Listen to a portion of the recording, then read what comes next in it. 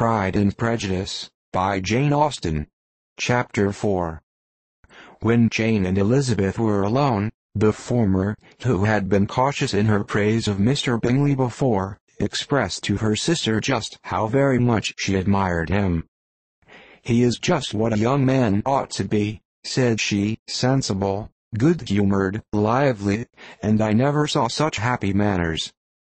So much ease, with such perfect good breeding."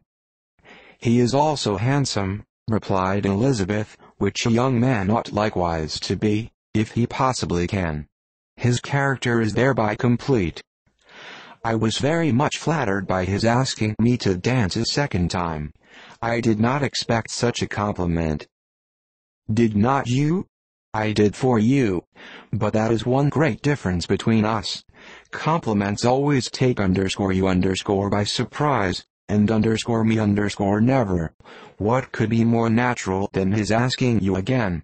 He could not help seeing that you were about 5 times as pretty as every other woman in the room. No thanks to his gallantry for that. Well, he certainly is very agreeable, and I give you leave to like him. You have liked many a stupider person." "Dear Lizzie." "Oh, you are a great deal too apt, you know, to like people in general. You never see a fault in anybody. All the world are good and agreeable in your eyes. I never heard you speak ill of a human being in your life. I would not wish to be hasty in censuring anyone, but I always speak what I think.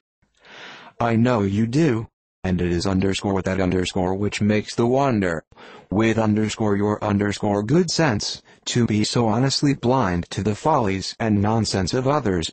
Affectation of candor is common enough, one meets with it everywhere. But to be candid without ostentation or design, to take the good of everybody's character and make it still better, and say nothing of the bad, belongs to you alone. And so you like this man's sisters, too, do you? Their manners are not equal to his." "Certainly not, at first. But they are very pleasing women when you converse with them. Miss Bingley is to live with her brother, and keep his house, and I am much mistaken if we shall not find a very charming neighbor in her." Elizabeth listened in silence, but was not convinced.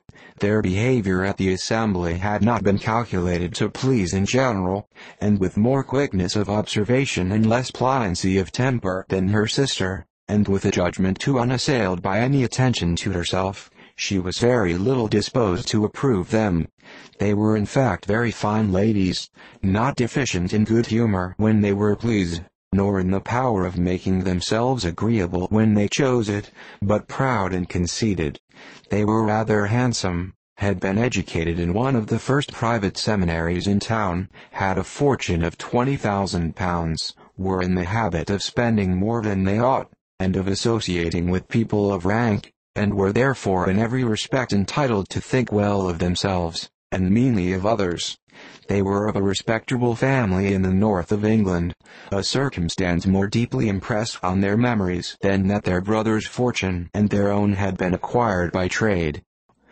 Mr. Bingley inherited property to the amount of nearly £100,000 from his father, who had intended to purchase an estate, but did not live to do it.